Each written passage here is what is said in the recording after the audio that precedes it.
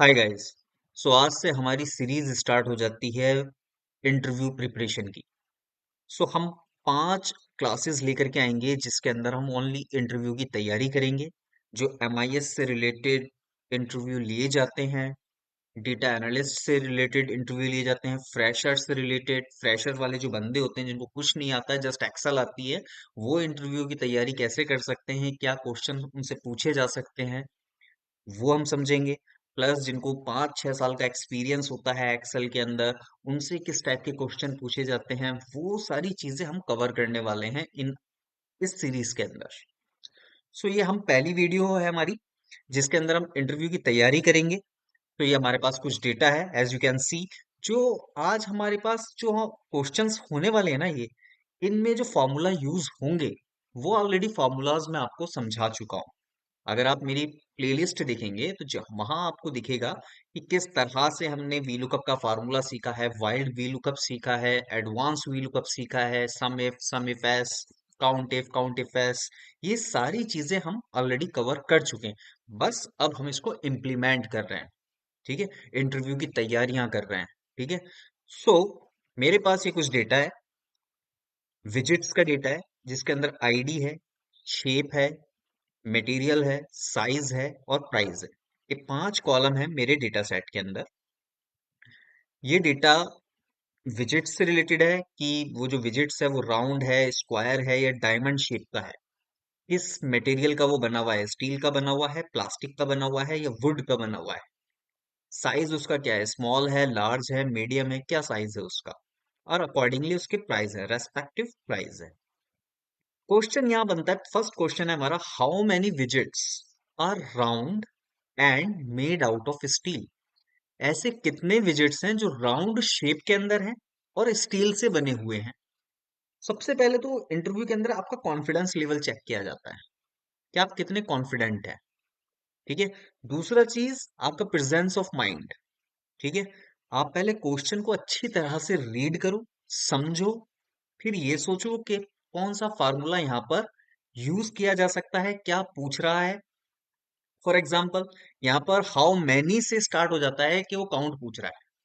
ठीक है, how many, many यानी कि कितना है, काउंट ही हो गया वो, राइट।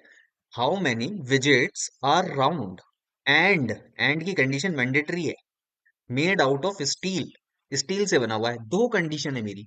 अब काउंट इफ का फार्मूला लगेगा इसके अंदर, लेकिन डबल कंडीशन है तो काउंट इफ नहीं लग सकता है, काउंट इफ एस लगेगा, जो कि मल्टीपल चीजों को ले सके। तो यहां पर हम लगाएंगे, हर फार्मूला स्टार्ट होता है इक्वल के साइन से। काउंट इफ एस, टैब दबाएंगे, criteria range one. Criteria range one क्या है हमारा, शेप, यानी कि बी कॉलम।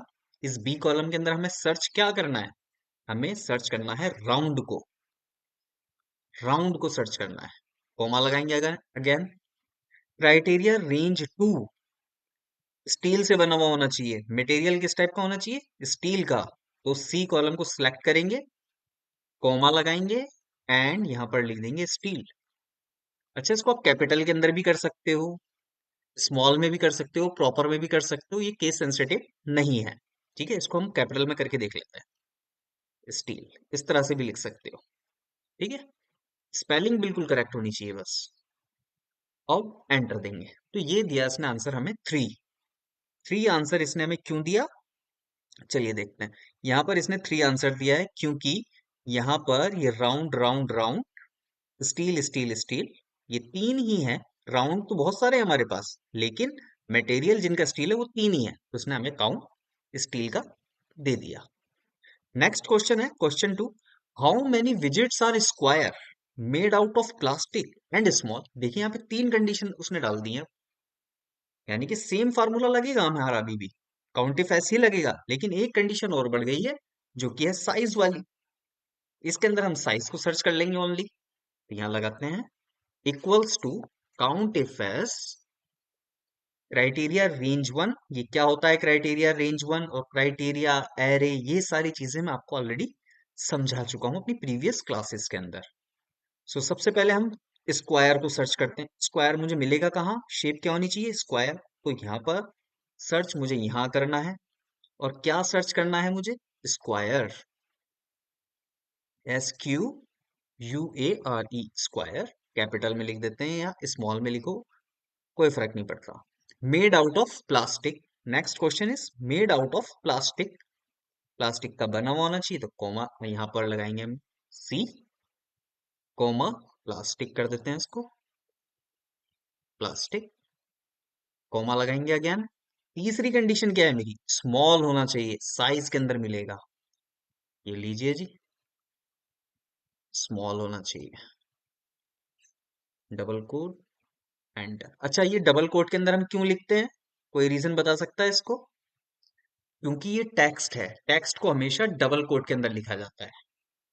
एंटर, 3 आ गया। अच्छा, कंडीशन चेक कर लेते हैं।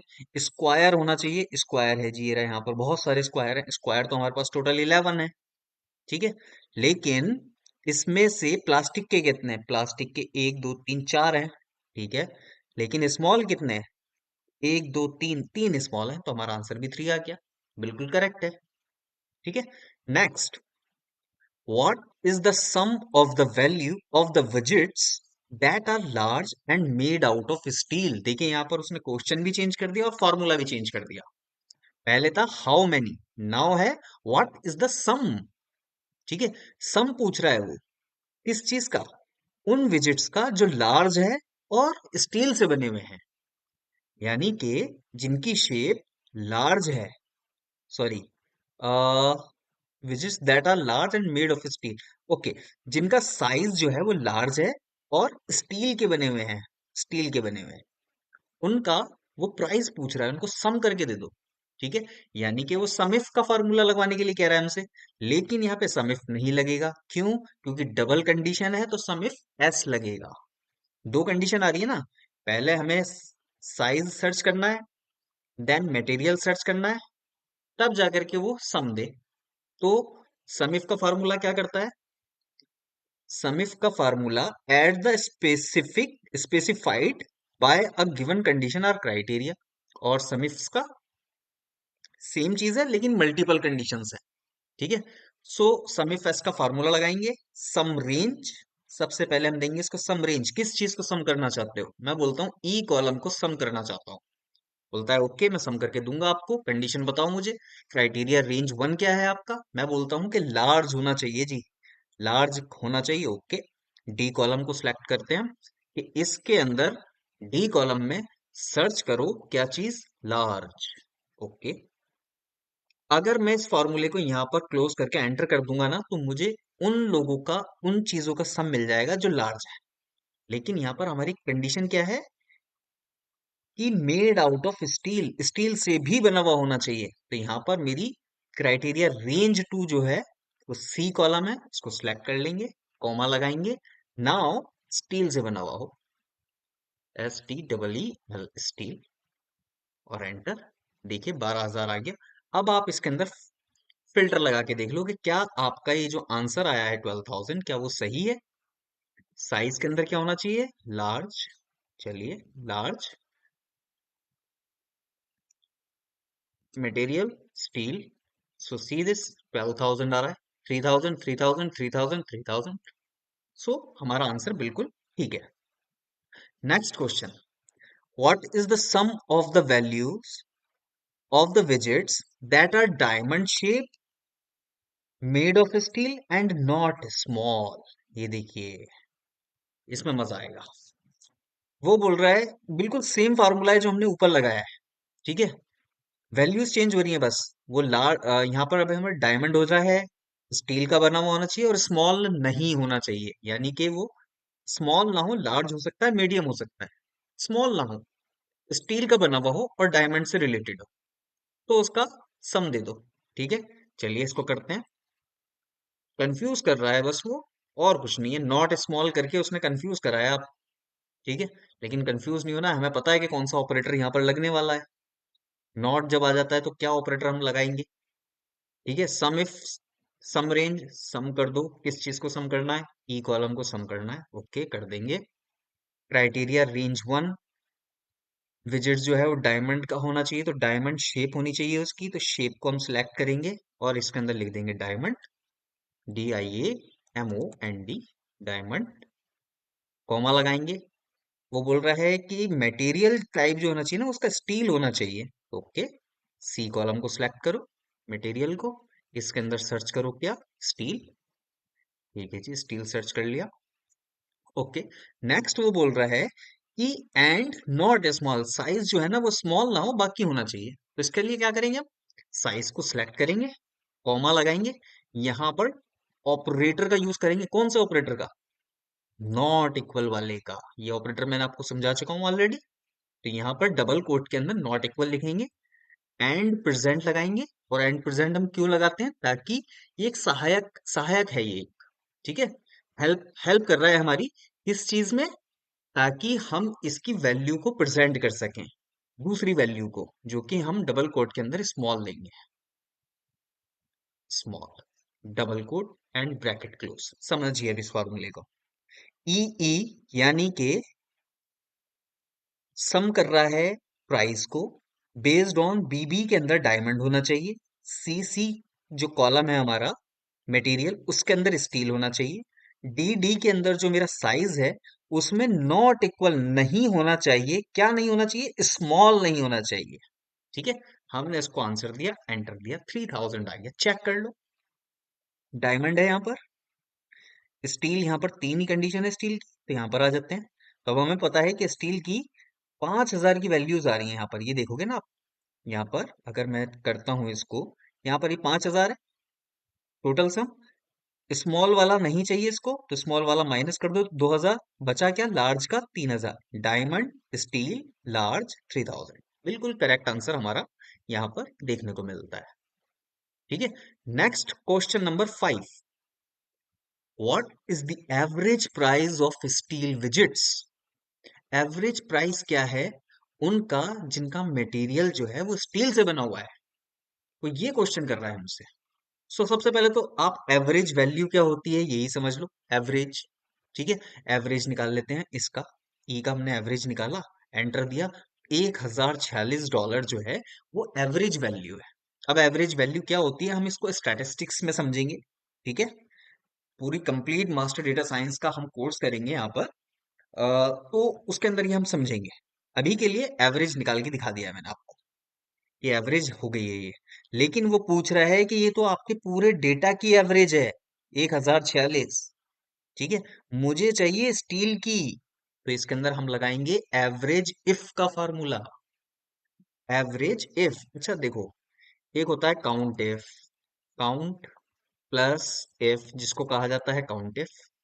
ठीक है जी, इसी तरह से सम इफ होता है, एवरेज इफ होता है। ये इफ है क्या, इफ का हिंदी मतलब होता है अगर। ठीक है, काउंट करो अगर, सम करो अगर, एवरेज करो अगर। अगर क्या है ये, इफ, ये एक कंडीशन है जो हम दे रहे हैं, एक कंडीशन है जो कि डिपेंड करती है कि आप उसको क्या वैल्यू प्रोवाइड कराना चाहते हैं। ठीक है, यहाँ पर हम कंडीशन लगा रहे हैं, चलिए लगाते हैं, equals to average if, average if का फार्मूला ये रहा। रेंज मांगता है आपसे, रेंज क्या होती है, क्राइटेरिया क्या होता है, सब आप समझ चुके हो, बता चुका हूं मैं प्रीवियस क्लासेस में। मैं आपसे स्ट्रांगली रिकमेंड करता हूं कि अगर आपने मेरी प्रीवियस क्लासेस को one by one sequence wise देखा, तो ये सब आपके लिए बहुत इजी होने वाला है, आप खुद कर दोगे इस चीज को। ठीक है, रेंज क्या होती है, रेंज है मेरी ये प्राइस, ओ सॉरी, क्या हमें सर्च करना है, स्टील का एवरेज। स्टील क्या है, ये रहा, साइज में जाएंगे हम यहाँ पर, मटेरियल में, मटेरियल के अंदर क्या सर्च करेंगे, स्टील, स्टील। ओके, अगर मिल जाए तो क्या दूं, एवरेज रेंज दे दो मुझे, किसकी, प्राइस की, एंटर, 1900। चेक कर लोगे यही आंसर मिलेगा आपको। Next question number 6, count, shape है मेरे पास राउंड, स्क्वायर और डायमंड। ये बोल रहा है कि टोटल राउंड की कितनी एंट्रीज हैं, इसका टोटल सम कितना है, एवरेज प्राइस कितना है।